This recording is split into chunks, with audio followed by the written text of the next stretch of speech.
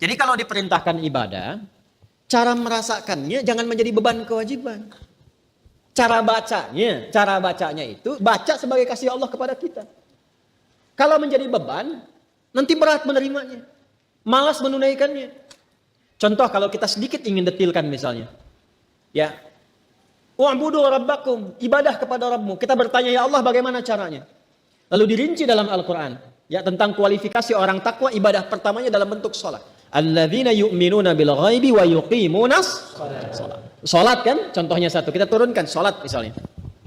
Nah ketika dicontohkan detilnya satu, sholat, nah, maka cara membaca sholat ini ketika akan ditunaikan jangan dipahami sebagai perintah formal ibadah, walaupun memang itu perintah. Sholat hukumnya apa? Wajib sifatnya apa?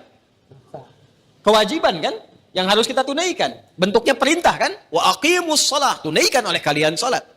Perintah mengandung unsur wajib berarti harus dikerjakan kan? Nah perintah itu turun dasarnya sebagai kasih Allah.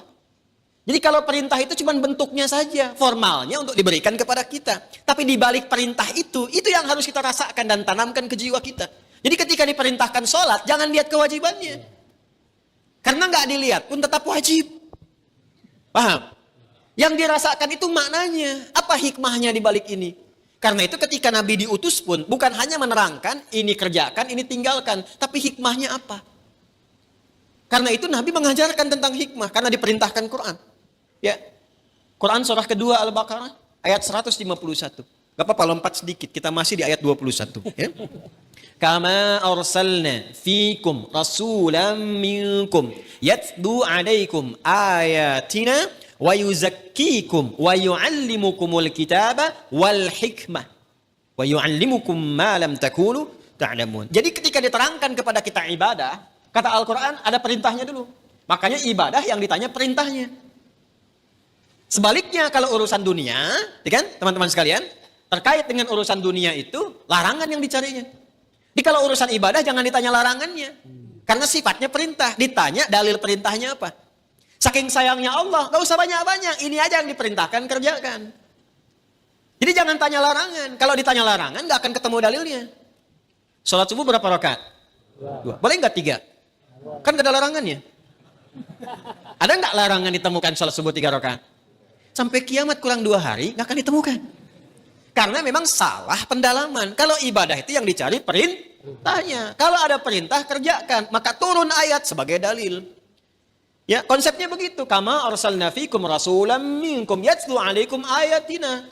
Turun ayat dari kami. Apa ayatnya? Dalilnya apa? Wa aqimus shalah. Baru kita sholat. Lihat prakteknya dari Nabi. Contohnya bagaimana? Dibatasi. Saking sayangnya Allah gak usah banyak-banyak. Tapi kalau kita ikuti dapat hasilnya. Nah sekarang bagaimana menjalaninya? Setelah turun ayatnya, belajar cara melakukannya, bahas juga hikmahnya supaya nikmat menjalani ibadahnya. Karena ketika ayat diturunkan, hikmah menyertainya.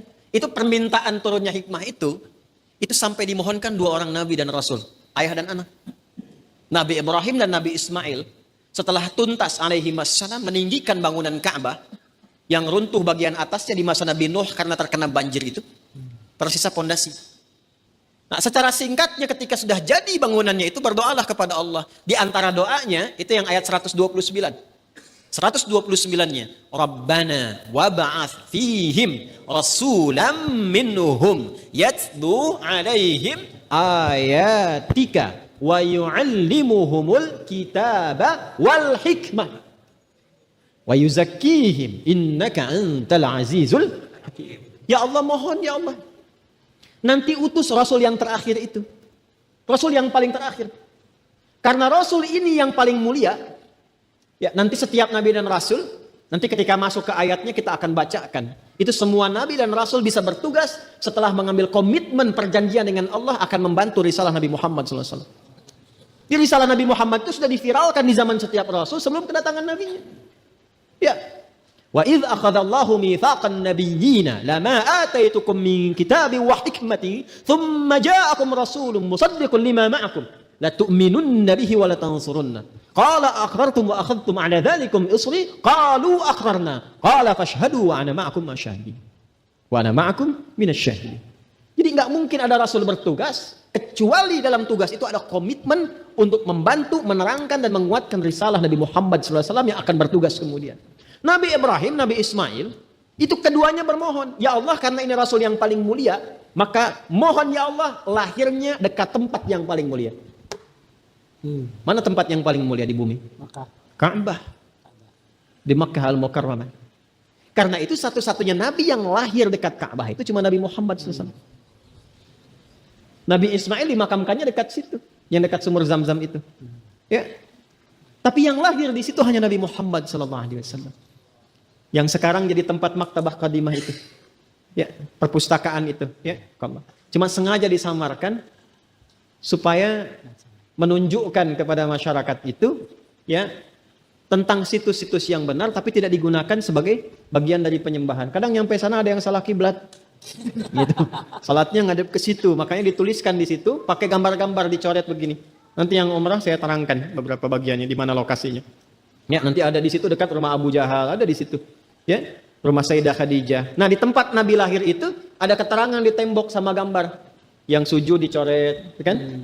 Yang bawa macam-macam dicoret. Itu dituliskan pakai bahasa Arab, bahasa Inggris, bahasa Urdu dan bahasa Indonesia. Artinya ada orang Indonesia yang ke situ juga salah kiblat. Dan jarak Nabi Muhammad SAW ke Nabi Ismail, Nabi Ibrahim itu bisa 29 sampai 30 generasi. Setiap generasinya bisa bertahun-tahun. Muhammad SAW bin Abdullah, bin Abdul Muttalib, bin Hashim, bin Abdul Manaf, bin Qusay, bin Murrah, bin Kilab, bin Ka'ab, bin Ghalib, bin Fihir, bin Malik, bin Nadar, bin Kinana, bin Khuzaimah, bin Mudrikah, bin Ilyas, bin Nizar, bin Mudar, bin Ma'ad, bin Adnan, bin Addi, bin Adri, bin Muqawwam, bin Nahur, bin Tarikh, bin Ya'rub, bin Yasjub, bin Nabit, bin Ismail alaihissalam, bin Ibrahim alaihissalam. 29 sampai 30 generasi. Coba ulangi. Itu sudah minta. Ya Allah, konstruksi risalah yang dibawa Nabi Muhammad itu kuatkan dengan ayat. Supaya jelas. Kita tidak bingung kalau mau ibadah. Makanya orang Islam itu ibadahnya jelas. Jadi kalau ditanya sholatnya bagaimana? Ini perintah Allahnya. Ini contoh Nabi hadisnya. Terus itu bisa ditelusuri. Kebenarannya di Quran ada, di hadis tertuang. Bisa dilacak lagi kebenarannya. Setelah itu bukan hanya cara dan ayatnya, hikmahnya pun ada. Karena itu yang pertama, membaca perintah pun pakai hikmah. Jadi ketika ada kalimat misalnya, maaf, wa aqimus shalah, tunaikan salat, lalu datang perintah itu, diisyaratkan lewat suara azan. Allahu Akbar, Allahu Akbar. Begitu tiba suara azan itu, biasanya, kalau iman sudah dikonfirmasi di hati, getaran muncul di jiwa. Iman itu kalau dari lisan turun ke hati, nanti kalimat azan itu dikonfirmasi oleh jiwa dengan getaran. Maka kalau Anda dengar azan, tiba-tiba ada getaran di jiwa untuk merespon itu tandanya keimanannya bagus. Itu ada di Quran surah ke-8 Al-Anfal ayat kedua. Kita masih di Al-Baqarah ayat 21. Innamal mu'minuna alladzina idza dzukirallahu wajilat. Jadi insan beriman yang sejati itu, kalau imannya masuk ke dalam jiwanya, nanti ketika disebutkan nama Allah, ada getaran dalam jiwanya. Merespon panggilan iman itu. Allahu Akbar, Allahu Akbar. Sudah azan. Diminta siap-siap. Diminta siap-siap. Lalu apa yang terjadi? Kalaupun dia bertanya, pikirannya bertanya, ya Allah kenapa ya saya mesti sholat? Itu langsung dijawab. Hayya 'alas shalah. Kenapa ya Allah? Hayya 'alal falah. Supaya kamu dapat falah. Apa itu falah? Bahagia dan sukses. Tadi yang saya perangkan di awal. Jadi kalau kita membaca setiap ibadah itu sebagai bagian jalan kebahagiaan dan kesuksesan, semangat kita sholat. Semangat. Apalagi paham fikihnya. Apalagi mengerti hikmahnya. Apalagi kita ngerti Qur'annya. Ya Allah, nangis tuh kalau sholat itu. Allahu Akbar. Nangis. Ya ayyuhalladzina amanu ista'inu bisabri wassalah. Hei orang-orang beriman, kalau sedang ada kesalahan, sedang punya masalah, sabar, terima dulu. Jangan dikeluhkan. Karena masalah itu dihadirkan bukan untuk menjadikan dirimu bermasalah. Supaya engkau meningkat kualitas. Supaya kehidupanmu lebih baik lagi. Supaya engkau makin teruji, makin kuat. Dan tidak mungkin kata Allah, aku menguji kecuali engkau sanggup mengatasinya. La yukallifullahu nafsan illa wus'aha. Apakah berhenti sampai situ? Tidak. Datang kepada aku minta solusi lewat sholat. Ya ayyuhalladzina amanu ista'inu bisabri was-salat. Kamu sabar terima dulu. Saat sholat datang padaku minta solusi. Jadi begitu dipanggil lewat sholat itu, ditunggu kita mau minta apa. Baru kita berdiri baca Al-Fatihah. Baca iyyaka na'budu wa iyyaka nasta'in. Hadis kuncinya mengatakan hadza baini wa baina 'abdi wa li 'abdi ma sa'al. Ini perjanjian antara aku dengan hambaku. Kalau hambaku benar cara ibadahnya, apapun yang ia minta sekarang aku berikan sepanjang maslahat untuknya. Itu hadis qudsi. Ibadi, khalaqtuka lil ibadati fala tal'ab. Wa qasamtu laka rizqaka fala tal'ab. Wa qasamtu laka rizqaka fala tat'ab. Hambaku, aku ciptakan kau itu untuk ibadah. Wa ma khalaqtul jinna wal insa illa. Aku ciptakan kau untuk ibadah. Artinya kita dicipta ini memang supaya bahagia. Karena ibadah itu pengantar kebahagiaan. Kita itu tercipta untuk senang, saking sayangnya Allah kepada kita. Kehidupan rumah tangga itu menyenangkan. Kerja itu membahagiakan. Jadi kalau kita larut dalam kesedihan, berarti ada sesuatu yang tidak berjalan dalam kehidupan kita itu. Wa qasamtu laka rizqaka fala tat'ab. Kamu aku ciptakan untuk ibadah, jangan banyak mainnya, kata Allah. Kalau kamu benar ibadahnya, jangan khawatir tentang rizki. Aku bagi dan aku percepat. Engkau gak usah lelah mendapatinya. Itulah ibadah. Kurang apa Allah di situ? Dan itu dibuka untuk semua hambanya gitu. Itu yang luar biasa. Dan itu berjalan di setiap kesempatan generasi. Dari generasi awal loh. Sampai ke kita, sampai kehidupan berakhir. Kurang sayang apa Allah kepada kita? Tolong garis bawahi ini. Tolong garis bawahi. Ya, sebab kalau garis atas nggak nampak itu serius bawahnya. Garis bawah. Quran surah 19 ayat 49. Ini kaitan dengan ibadah. Fokus baik-baik ya, fokus baik-baik. Sebelum sampai ke ayat itu saya tanya dulu. Teman-teman pernah dengar kan kisah Nabi Ibrahim? Ya. Yang dibakar itu kan? Ya. Lalu Allah selamatkan kan? Betul. Dengan menjadikan apinya apa? Dingin. Bukan cuma dingin, dingin menyelamatkan. Karena ada dingin membekukan, ada dingin menyelamatkan. Dingin membekukan itu disebut zamharir. Nanti di antara neraka itu ada yang sifatnya membekukan. Nanti satu saat kita bisa nonton itu. Ya bisa nonton, bisa. Karena di Quran dibalik itu. Ya. Fal yaumal ladzina amanu minal kufari yadhakun. Pada saat ini nanti orang-orang beriman itu balik menertawakan orang-orang yang ingkar. Jadi ada orang-orang yang ingkar menertawakan orang beriman, mempermainkan saat di dunia. Begitu meninggal di akhirat dibalik oleh Allah. Kamu tonton aja mereka tuh katanya. Nanti ada di barisan tribun khusus ya, yang bisa melihat keadaan ahli neraka itu. Ada. Ya, ada. Jadi bisa melihat tuh. Agar jangan kepleset aja situ tuh. Ya. Nanti bisa kelihatan yang di bawah. Nanti kan ada dialog gitu. Masalakukum fi saqar? Qalu lam nakum minal. Ada yang enggak sholat, ditanya sama penduduk surga, kamu kenapa ada di situ, John? Aduh, saya enggak sholat saat di dunia, ada di sini. Ya, nanti ada yang begitu. Nanti ada yang suka meledek saat di dunia yang tertawain. Di akhirat balik ditertawakan, diperintahkan tertawanya. Tertawain mereka, kata Allah itu. Jadi Allah itu maha adil. Apa yang enggak bisa dijangkau di dunia diberikan saat di akhirat. Tapi jangan beriman dengan niat menertawakan orang-orang yang ingkar, tidak. Tidak. Ya. Itu hanya kemuliaan Allah untuk memberikan rasa keadilan. Paham sampai di sini? Nah, saya ingin balikan situasinya. Diselamatkan kan oleh Allah? Iya. Ya, bardan wa salama. Kalau cuma bardan saja beku. Tapi wasalama dan memberikan keselamatan. Jadi ada dingin yang melahirkan keselamatan, kebaikan-kebaikan. Tapi setelah itu apa yang terjadi? Ketika dibakar ternyata tidak mempan, bukankah penguasanya pada saat itu membuat isu? Ya kan? Saya bicara tentang era Nabi Ibrahim ya. Ya. Maka disebarkanlah informasi pada saat itu dan diviralkan. Wah, ini kayaknya tukang sihir nih. Jinnya kuat banget. Maka dibikin hoax menyebar. Ini jinnya kuat banget katanya. Daripada jadi malapetaka di negeri ini, lebih baik kita usir saja. Maka diusirkan beliau. Ya kan? Halo? Diusir kan? Ya. Diusirlah dengan istrinya Sarah. Jadi ternyata jalan ibadah itu nggak mudah.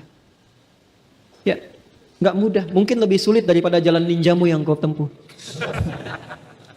Ini status itu. Tapi ternyata di balik kesulitan itu selalu ada kemudahan. Ya, jangan lihat sulitnya, lihat hasilnya. Inna ma'al usri yusra. Karena memang hasilnya istimewa, dibuat berliku itu supaya kitanya itu bisa lebih kuat, bisa lebih tangguh. Jadi menghadapi ibadah yang lainnya sudah kuat perangkat tubuh kitanya. Bagaimana bisa dilatih dengan banyak sholat kalau tahajud saja kita tidak mampu? Maka tahajud itu kadang awalnya berat, tapi kalau sudah mampu melakukan kangen kita. Bangun terlambat tuh bisa menyesal, ya Allah terlambat saya. Padahal bangunnya tuh jam 4:20. Ya, masih ada 15 menit itu bisa bangun, bisa katakan terlambat tuh. Kan sekarang kurang lebih 4.37 kan? Anda bangun 4.30 itu bisa menyesal. Subuh 4.37, biasanya bangun 7.34. Ya kan? Wajib tertinggal, tapi ketika terlatih dengan ibadah yang maksimal, itu bangun 4.30 itu masih menyesal, ya Allah kok saya terlambat, masih bilang terlambat. Padahal subuh belum tiba. Itulah indahnya ibadah itu seperti itu. Jadi jangan posisikan sesuatu yang mungkin terasa sulit di awal, itu bisa memberikan beban, tidak. Cara pandangnya akan ada kenikmatan setelah itu.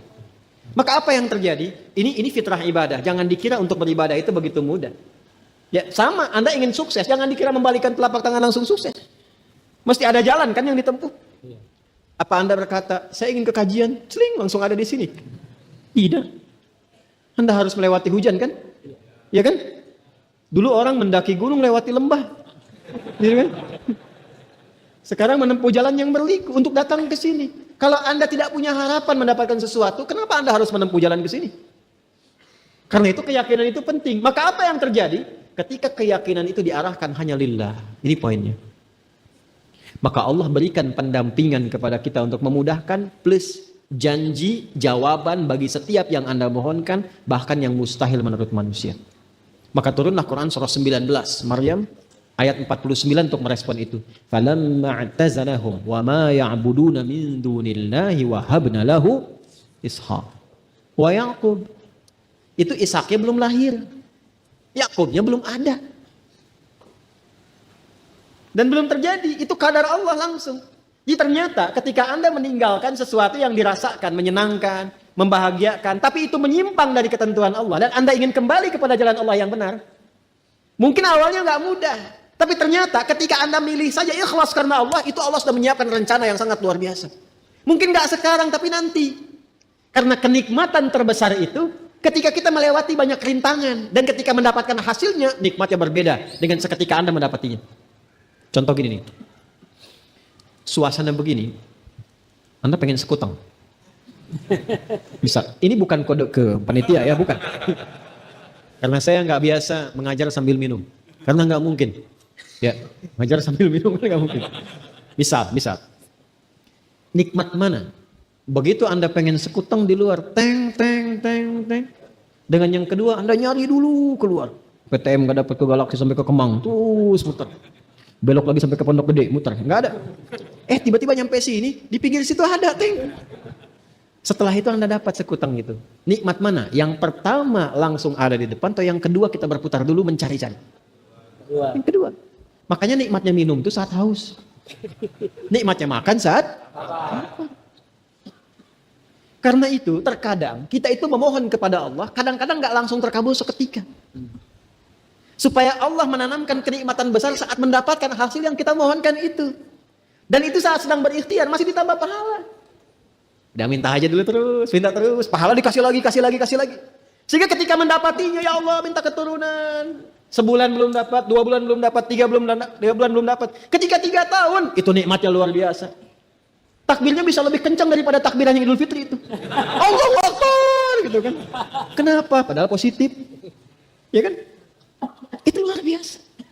Jadi ibadah itu bukan hampa makna, tapi istimewa, penuh dengan limpahan rahmat. Jadi ketika kita memutuskan ibadah dan ikhlas, kuncinya ikhlas lillah, karena Allah, bukan karena yang lain. Itu saat kita memutuskan mendekat kepada Allah, Allah menyiapkan rahmat yang belum kita dapatkan saat ini. Kalau istiqamah, dapat, dan indah dapatnya. Jadi ketika melepaskan diri dari kaumnya sekalipun terusir, awas, ini kondisi Nabi Ibrahim ya. Jangan dikiaskan sendiri-sendiri nih. Karena ada babnya sendiri, ada detailnya. Jangan setelah ini Anda resign pekerjaan misalnya apa, lalu Anda katakan video Ustaz Adi Hidayat. Tidak. Ya, tanyakan dulu seperti apa realnya. Karena semua ada babnya. Fikih itu ada detailnya. Gak boleh sembarangan. Jelas ya? Tadi saya sebutkan misalnya tentang togut, itu ada detailnya. Jangan menyimpulkan sendiri. Ini togut, itu togut. Gak boleh. Ada detailnya. Jelas ya? Kalau salah menilai itu, kembali kepada yang menilai. Ada kalimat-kalimat sensitif dalam agama yang gak boleh sembarangan diungkapkan. Ketika sembarangan diucapkan, ia mencari pemiliknya di langit dan di bumi. Tak menemukan, kembali kepada yang menuturkan. Ya. Seperti kata kafir, gak boleh sembarangan mengkafirkan orang-orang ya, yang terlihat beriman dan sebagainya misalnya. Gak boleh. Yuk kembali lagi ke awal. Maka falamma i'tazalahum. Min dunillahi wahabna lahu Ishaq wa Yaqub. Kami siapkan Ishaq, setelah itu Yaqub. Kapan dapat Ishaq itu? Bukan saat meninggalkan itu. Justru saat mulai bertugas, berdakwah, didampingi Sarah. Ya, yang sudah mulai juga sepuh. Ya, Sarah itu kan divonis secara medis, nggak mungkin punya keturunan. Maaf ibu, divonis monopos dan mandul. Itu setelah menempuh perjalanan tuh keluar dari tadi Mesopotamia, datang ke Mesir, kemudian dapat hadiah di situ, kemudian Hajar alaihissalam. Hajar kemudian melahirkan Ismail. Prosesnya panjang sampai kemudian Sarah alaihissalam dengan Ibrahim alaihissalam menyatu. Ya, ketika Sayyidah Hajar dengan Ismail sudah di Mekah, ini masih di Kanaan, ya di Palestina, kemudian berdakwah di situ dan sudah ada keponakan beliau namanya Lut. Ya, cuman beda distrik. Kalau mungkin Nabi Ibrahim misal di Bekasi, Nabi Lut di Depok gitu kan. Misal saja ya, jangan dipotong videonya, awas tuh. Ini contoh. Nah, justru di era Nabi Lut itu setelah melewati berbagai masa, datanglah eksekusi berita gembira tadi. Rencana Allahnya jauh sebelumnya, eksekusinya di masa era Nabi Lut alaihissalam ketika menjadi nabi. Ketika Lut beriman, diangkat jadi nabi. Hanya umat yang dihadapi oleh Nabi Lut itu, umatnya kekeh pada maksiat, menentang Allah dan menantang azab. Menentang Allah, menantang azab. Dan saya penting ingatkan ya, mungkin nanti ada kajian khusus membahas tentang situasi akhir zaman. Ya, karena nanti di antara tanda akhir zaman itu adanya akumulasi kemaksiatan di masa-masa sebelumnya. Ada akumulasi dan tingkatnya lebih dahsyat. Di Nabi Adam ada proses pembunuhan pertama. Kakak adik kan berbunuhan kan? Sekarang ada nggak? Ada. Banyak. Di masa Nabi Musa alaihissalam, teman-teman sekalian, ada pembunuhan, bahkan ada pengguguran kandungan. Ya, bahkan ada yang lahir langsung kemudian dieksekusi. Sekarang ada? Fir'aun itu se-Fir'aun-Fir'aunnya masih ditunggu. Kalau lahir laki-laki, eksekusi. Lahir perempuan, dibiarkan. Al-Baqarah ayat 49. Wa idh najjaynakum min ali fir'auna yasumunakum su'al adzab yudzabbihuna abna'akum wa yastahyuna. Jadi Fir'aun itu se-Fir'aun-Fir'aunnya masih nunggu. Keluar dulu, begitu lahir perempuan, bebas. Laki-laki eksekusi. Manusia sekarang, ada yang tidak peduli laki-laki dan perempuan. Yang penting gugurkan sebelum lahir. Disebut apa itu? Sedangkan yang Fir'aun saja sudah su'al azab. Zaman Nabi Lut, yang homo ada? Ada, cuman homonya laki-laki aja. Laki-laki dengan laki-laki. Perempuan nggak terlibat. Sekarang ada? Ada, bahkan berkembang. Perempuan bisa dengan perempuan, laki-laki dengan laki-laki. Bahkan sekarang bisa ada yang mencoba bertukar peran. Laki-laki pengen jadi perempuan, perempuan pengen jadi laki-laki. Jadi terakumulasi semuanya. Itu kalau kita nggak kenal dan bersyukurnya di Islam itu lengkap semua. Dijelaskan tantangannya sebelum kita hadapi. Jadi ketika bertemu yang begitu nggak kaget. Saya Nia loh bang. Iya, nggak ada ayatnya tentang kamu. Iya, namanya siapa? Nia. Yang jelas Nia. Lengkapnya Kurniadi. Bisa terjadi. Jadi ada akumulasi, harus siap itu. Nah di era Nabi Lut ini, itu seera dengan Nabi Ibrahim. Ketika Allah mengutus malaikat untuk menyempurnakan jawaban dari permohonan umatnya Nabi Lut. Dijawab oleh Allah dengan sempurna. Minta azab, dikasih azabnya. Ya, maka diutus para malaikat itu datang ke kompleknya Nabi Lut. Cuman para malaikat itu sebelum datang ke tempat Nabi Lut, mampir dulu ke tempat Nabi Ibrahim. Tadi saya ilustrasikan kan, kalau Nabi Ibrahim di Bekasi, Nabi Lut di mana? Ya, contoh kan. Datang dulu ke tempat Nabi Ibrahim. Itu mampirnya itu kalau ibadah kita sudah tinggi, dampaknya itu sosialnya juga akan tinggi. Di pancaran spiritual itu memancarkan kemuliaan sosial. Makanya orang sholat itu kalau benar sholatnya, itu ibadah sosialnya tinggi. Karena fungsi sholat yang pertama, tanha anil fahsya wal. Nah, praktek fahsya dan mungkar itu, mencegah keduanya, itu sifatnya sosial. Maka dari itu ketika Nabi Ibrahim dan istrinya Sarah alaihi wassalam tinggi ibadahnya kepada Allah, datanglah rombongan malaikat tadi menyamar dalam bentuk manusia. Itu diviralkan di Quran surah 51 Adz-Dzariyat dari ayat 24 sampai ayat 30.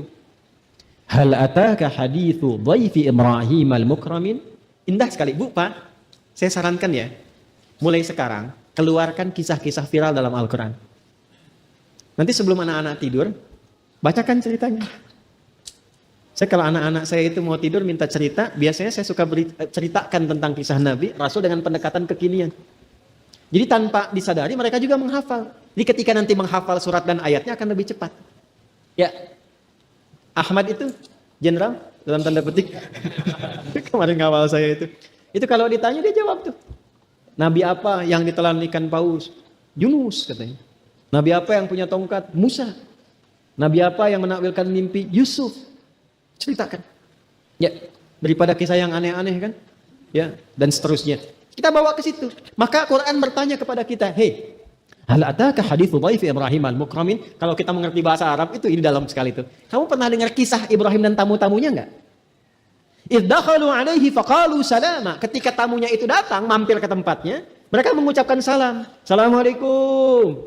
Qala salam. Dijawab waalaikumsalam. Jadi kalimat assalamualaikum warahmatullahi wabarakatuh kalau ingin dipersingkat tulisannya, bukan bacaannya. Kalau ingin dipersingkat boleh dituliskan salam. Singkatan itu ada di Quran. Ada di Quran, Quran surah 51 ayat 24. Izdakhalu alaihi faqalu salama. Qala salam. Jadi kalau Anda menulis di WA misalnya kan, atau kirim SMS, ingin menyingkat biar nggak kepanjangan karakter hurufnya, tulis salam. Ya, bacanya assalamualaikum kan warahmatullahi wabarakatuh. Tulisannya apa? Salam. Misalnya kan? Itu bisa disingkat. Jawabannya qalu salama. Tapi kalau Anda ingin tuliskan lengkap bagus. Assalamualaikum warahmatullahi wabarakatuh. Itu di An-Nisa ayat 86. Wa idza huyyitum bi tahiyyatin fahayyu bi ahsani minha aw rudduha. Jawab dengan yang lebih lengkap. Maka apa yang terjadi? Qaumun munkarun. Dilihat oleh beliau. Ini bukan orang kompleks sini. Orang asing. Depok. Bukan orang Bekasi nih. Depok juga bukan beginian penampakannya nih. Depok ketahuan tuh. Ya, ini bukan orang Depok nih. Bukan orang sini. Karena beda, tampannya lain. Depok beda. Bekasi nggak sama. Qaumun munkarun, ini bukan orang sini.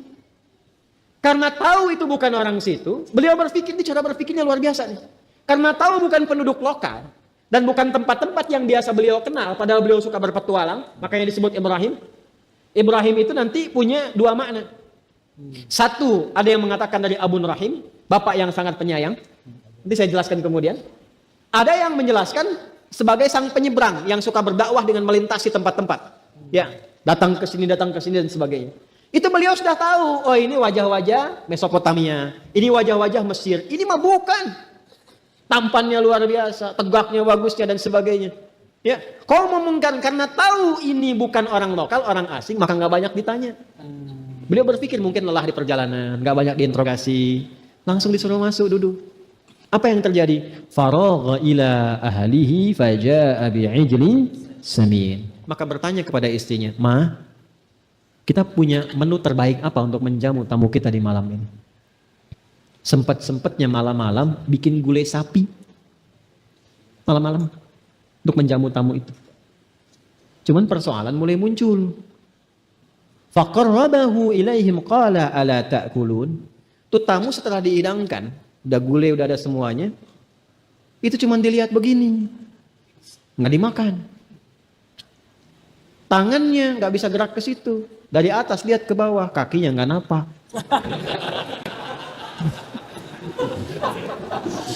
Tangannya diam aja, latas siloin aja. Tangannya tuh nggak gerak, diem aja begini. Ya ginilah. Ini nggak usah sampai masuk nih ya. Di luar aja, ibu nih bu, malam ini malam Jumat bu. Jumat nih, jam 2 malam-malam. Assalamualaikum, kan? Dijawab nggak? Jawab dulu, namanya salam kan? Salam jawab dulu, minimal jawab salam. Urusan buka tidak, itu urusan belakangan. Jam 2 nih, assalamualaikum, jawab nggak? Waalaikumsalam. Waalaikumsalam warahmatullahi wabarakatuh. Diintip di jendela, begitu dibuka, baju putih, rambut panjang, kan? Pakai jubah, terus sininya pakai sorban. Assalamualaikum, Assalamualaikum. Tengok di jendela baju putih, rambut panjang, pakai sorban. Dibuka nggak? Jam 2 malam Jumat. Assalamualaikum, Waalaikumsalam, Waalaikumsalam. Buka dong, tidak. Tuh kan? Jadi tidak setiap orang bisa melakukan itu kan? Saya ulangi, tidak setiap orang bisa melakukan itu kan? Bahkan ketika masuk pun, mungkin kan ditanya dulu, Bapak siapa? Nggak penting tanya sama saya, sate 10 tusuk. Ya, Ditanya dulu kan, dari mana, mau kemana, bapak siapa, dan sebagainya. Ibrahim tidak alaihissalam. Ini orang jauh, mungkin capek, dihidangkan. Ketika mampu menampilkan ibadah yang tidak biasa, maka Allah pun akan menjawab dan memberikan kepada kita anugerah yang tidak biasa. Ini teori fikih. Jadi kalau Anda sedang punya permintaan yang istimewa, maka tunggangi ibadah yang istimewa yang gak semua orang bisa mengerjakan itu. Makanya kenapa tahajud itu pahalanya banyak dan bisa mengabulkan permintaan tertentu? Karena gak semua orang bisa mengerjakan itu. Makanya kalau ada permintaan yang besar, hajat yang khusus, ya Anda harus mencari cara yang istimewa yang gak semua orang bisa mengerjakan itu. Dan tumpuannya keikhlasan, bukan ingin mendapatkan jawaban dari permohonan. Karena Nabi Ibrahim pun menyuguhkan makanan itu bukan karena istrinya ingin mengandung. Karena melihat tamunya butuh itu. Maka apa yang terjadi? Qalu la takhaf wa basyaruhu bighulamin alim. Ini syahidnya. Maka malaikat itu langsung menjawab, la takhaf, kamu jangan khawatir. Gak usah takut. Kami datang ke sini malaikat yang ditugaskan oleh Allah sekarang sedang menyamar. Sebetulnya tujuan kami itu ke tempatnya Lut. Ke sini cuma mampir aja. Bayangkan orang mampir pun dijamu begitu rupa. Akhirnya turun perintah Allah, eksekusi janji Allah yang telah disiapkan di masa lalu itu pada saat itu. Dan ketika disampaikan itu, Sayyidah Sarah itu semakin menua. Makanya apa yang terjadi? Fasakkat wajhaha wa qalat ajuzun aqim. Beliau kaget menepuk-nepuk pipinya begini. Apa yang seperti ini masih bisa mengandung? Ya. Maka apa jawabnya? Qalu kadzalikillahu. Baik. Maka demikian kalau Allah sudah menetapkan. Maka pertama qalu la takhaf wa basyaruhu bighulamin alim. Mereka kabarkan tentang akan lahirnya anak yang cerdas. Jadi Ishak itu disebut oleh Quran dengan anak yang cerdas. Kalau Ismail cerdas dan perasa, gulamun halim. Jadi ada gulamun alim, ada gulamun halim. Ya, fa aqbalat imra'atuhu fi sarratin fasakkat wajhaha wa qalat ajuzun aqim. Qalu kadzalika qala rabbuki qala innahu huwal hakimul alim. Demikianlah Allah kalau sudah menetapkan bijak kapan dikabulkan, kapan dieksekusi. Dan Maha tahu kondisi keadaan hati kita itu. Karena itu ketika masih bisa mengandung dan melahirkan kemudian Ishak pada masa itu kegembiraannya bertambah. Karena sesuatu yang merasakan tertunda sekian lama, kebahagiaan semakin memuncak pada masa itu. Dan limpahan pahalanya semakin banyak. Itulah terkadang ibadah kita sekarang itu bisa mengabulkan doa kita mungkin beberapa masa yang mendatang. Bahkan menghadirkan anugerah pada yang tidak pernah kita minta. Jadi kalau Anda sedang bekerja tiba-tiba dapat proyek, mungkin bukan karena ikhtiar Anda saja. Itu karena amalan Anda yang bulan lalu yang belum mungkin terjawab pada saat itu. Atau yang belum pernah Anda minta dikabulkan di pekan berikutnya. Jadi ibadah itu nggak ada yang sia-sia. Sekalipun itu sunnah. Ibadah tidak ada yang sia-sia sekalipun sunnah. Itu kalau kita paham fikihnya. Nah ini bagian pertama. Ya ayyuhan nasu budu rabbakumul ladzi khalaqakum walladzina min qablikum la'allakum tattaqun. Jadi bukan hanya kita. Kalau kita bertanya kenapa sih mesti ibadah ya Allah? Ada dua penegasannya. Satu, kata Allah, supaya kamu bahagia, supaya kamu sukses. Yang kedua Allah tegaskan, karena saya ini penciptamu. Kamu itu hamba. Dan kamu saya ciptakan memang tujuannya untuk ibadah. Wa ma khalaqtul jinna wal insa illa liya'budun. Maka dari itu kemudian ditegaskan teman-teman sekalian, wassababu anna hadha rabbal azim yastahiqqu ifraduhu bil ibadati li'annahu khaliqul ibadi jami'ihim. Dan kenapa kita mesti menyembah beribadah kepada Allah? Karena memang Allah ini, sebab yang demikian, karena memang Allah ini satu-satunya Tuhan yang agung yang memang berhak untuk disembah karena mencipta kita. Kalau menciptakan terserah yang menciptakannya. Mau menjadikan ciptaannya apa? Halo? Anda bikin handphone, terserah Anda kan handphonenya mau diapakan? Mau diutak-atik? Utak-atik ketok jadi TikTok, bisa. Mau bikin Anda aplikasi apa saja silakan. Ya Anda yang bikin, terserah Anda kan. Ya, kalau buatan Anda disoal kan Anda bilangnya apa? Terserah saya yang bikin. Gitu kan? Anda bikin sendal di komen orang, Anda bilang terserah saya yang bikin. Ya kan? Nah sekarang Allah mencipta kita, masa Anda mau nyoal? Ya? Kenapa engkau perintahkan aku sholat ya Allah? Terserah saya yang bikin. Ya. Ini kan logika kita dipakai kan? Jadi kita ini punya Allah, terserah Allah mau diapakan juga. Iya, tuh, tahu belakang. Paham ya? Jadi kalau kita masih ngeyel, dikasih alasan yang menyenangkan, tetap nggak dipahami. Supaya kamu bahagia, terus apa lagi? Supaya kamu senang, apalagi? Supaya kamu sukses, apalagi? Saya yang bikin kamu, terserah saya. Ya, saya yang menciptakan engkau. Bahkan orang-orang sebelum engkau. Bahasa dalamnya itu begini, orang dulu aja yang saya cipta nyembah saya. Masa kamu umat belakangan yang nyembah saya? Orang dulu lebih kuat. Hasilnya bisa abadi sampai sekarang. Firaun itu, Firaunnya, hasil piramidanya sampai sekarang masih ada. Namrud bangunan-bangunan itu masih ada. Ya, Lab Ismarna di Libya itu masih ada. Di Jordan itu juga masih ada. Ya, bangunan-bangunan indah dan sebagainya. Kaum Ad, Tsamud itu masih ada sampai sekarang. Dan mereka dibinasakan karena tidak ibadah.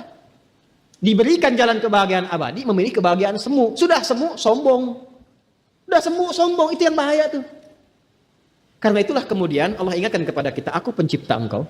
Aku yang tahu tentang engkau. Aku berikan jalan kebahagiaan. Aku berikan jalan kesuksesan supaya engkau sadar bahwa itu hamba. Bahwa engkau itu hamba. Paham sampai sini? Sebelum saya tutup, saya ingin menjelaskan tentang satu bagian penting. Perhatikan. Ini yang kemarin ingin saya tegaskan. Wa bima annal asla fi kalimati la'alla litarajji wa tawaqqu. Ini. Wa huwa mustahilun min Allahil qadiril a'la lil 'abdi ad-dha'ifil adna, fa kana al-muradu bihi if'alu dzalika rajina al-wusula littaqwa. Paham? Tidak. Ya. Karena la'alla itu dalam bahasa Arab itu litarajji wa tawaqqu, seperti yang saya sampaikan kemarin. Dan tadi saya ulangi kembali. Taraji itu huruf yang digunakan untuk mengungkapkan harapan agar meraih apa yang diinginkan, tapi tak mungkin bisa dicapai tawakkul kecuali dengan kesungguhan. Sedangkan untuk menempuh upaya sungguh-sungguh itu bagi Allah itu mustahil. Karena Allah itu ketika kun, fayakun. Nggak perlu ikhtiar lagi. Maka ayat ini ditujukan untuk kita. Artinya apa? Allah itu sebetulnya nggak butuh dengan ibadah kita. Yang butuh kita. Karena itu ketika menggunakan kata la'allakum, itu untuk kamu hambaku, bukan untukku. Aku perintahkan kau ibadah itu jalan untuk kesuksesan. Jalan kebahagiaan yang kamu minta. Yang kamu harapkan, yang kamu mimpikan. Aku berikan jalannya, itu untukmu, bukan untukku. Kamu yang butuh, bukan aku yang perlu. Semuka langit dan bumi tidak sujud kepada aku, tidak akan menurunkan status Allah sebagai Tuhan. Tetap Rabbul Alamin. Karena itulah kemudian penutupnya indah sekali nih, bagus sekali. If'alu dzalika rajinal wusula littaqwa. Maka kerjakanlah semua ibadah yang menunya sudah Allah hamparkan, Nabi contohkan, niatnya meningkatkan takwa. Jadi kalau mau ibadah, sekali lagi, jangan dibawa ke urusan dunia. Dunia tuh ngikut. Walaupun ada kebutuhan dunia. Walaupun panggilan ibadah itu untuk mengentaskan kebutuhan dunia, tapi ketika menunaikan, jangan tarik ke urusan dunia. Anda jangan tahajud karena ingin nilainya sukses besok ujian. Anda jangan tunaikan puasa karena ingin dapat proyek besar besoknya. Walaupun mungkin puasa itu bisa memudahkan Anda mendapatkan proyek yang diharapkan. Tapi niatkan ibadah itu sebatas memenuhi kebutuhan takwa kita kepada Allah. Karena kalimatnya berbunyi menunaikan ibadah itu la'allakum tattaqun. Bukan la'allakum tanjihun. Jelas ya? Bukan la'allakum ta'kulun supaya kamu bisa makan. Ya, bukan la'allakum tadinun supaya kamu bisa ngutangin atau melunasi utang. Jadi kalau mau puasa, mau sholat duha, mau infak, mau sedekah, niatkan untuk meningkatkan takwa kepada Allah. Selanjutnya biarkan Allah yang menuntaskan persoalan-persoalan kehidupan kita. Jelas sampai sini?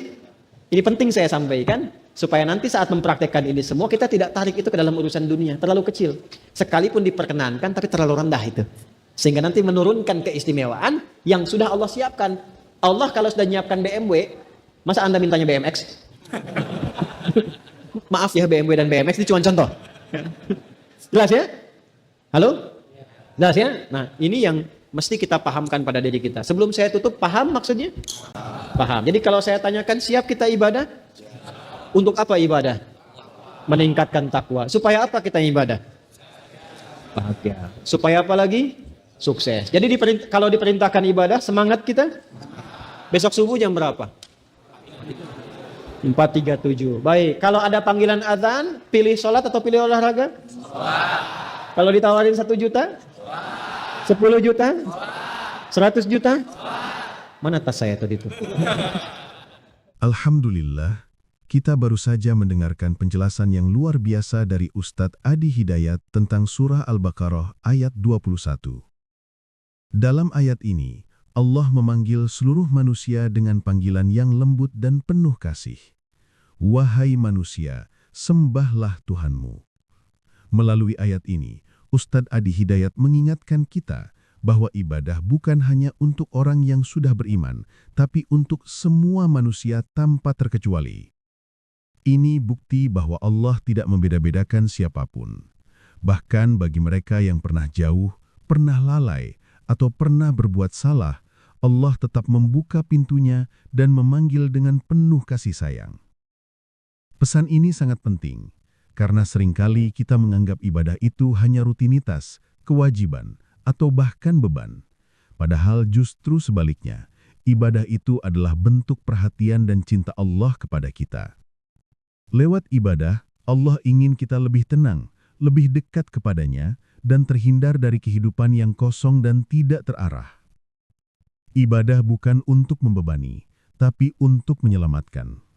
Allah tahu manusia mudah lemah, mudah khilaf, dan sering tersesat arah. Karena itu, ibadah hadir sebagai pengingat agar kita tidak jauh dari Allah Subhanahu wa Ta'ala. Selama kita masih mau beribadah, berarti Allah masih memberi kesempatan untuk berubah, untuk memperbaiki diri, dan untuk kembali mendapatkan hidayah. Dalam ceramahnya, Ustadz Adi Hidayat juga menjelaskan bahwa ibadah bukan tujuan akhir, tapi jalan menuju sesuatu yang lebih tinggi, yaitu takwa. Dan dari takwa itulah lahir kebahagiaan dan keberhasilan sejati yang disebut dalam Al-Quran sebagai falah. Jadi rantainya begini. Ibadah menumbuhkan takwa, takwa membawa keberkahan, dan keberkahan melahirkan kebahagiaan hidup. Artinya, kalau kita ingin hidup tenang, bahagia, dan diberkahi, mulailah dari ibadah yang benar dan tulus, bukan ibadah karena terpaksa, tapi karena sadar bahwa semua yang kita punya datangnya dari Allah. Ustadz juga mengingatkan, kalau selama ini kita masih sering menunda ibadah, masih malas sholat, atau masih mudah melanggar, itu tandanya hati kita butuh dibersihkan. Dan cara terbaik untuk membersihkan hati adalah dengan mendekat kepada Allah. Jangan tunggu sempurna untuk mulai ibadah, karena kesempurnaan itu datang dari kebiasaan beribadah. Selama kita mau memperbaiki diri, Allah akan bantu setiap langkah kita. Bahkan kalau kita merasa sudah banyak dosa, jangan pernah berpikir bahwa Allah tidak mau menerima. Allah tidak pernah menutup pintu taubat. Dalam ceramah ini, Ustadz mengingatkan ayat dari surah Az-Zumar. Janganlah kamu berputus asa dari rahmat Allah, karena Allah mengampuni dosa-dosa semuanya. Jadi selama kita masih hidup, selama masih bisa bernapas, masih ada kesempatan untuk memperbaiki diri. Sekarang tinggal kita mau atau tidak.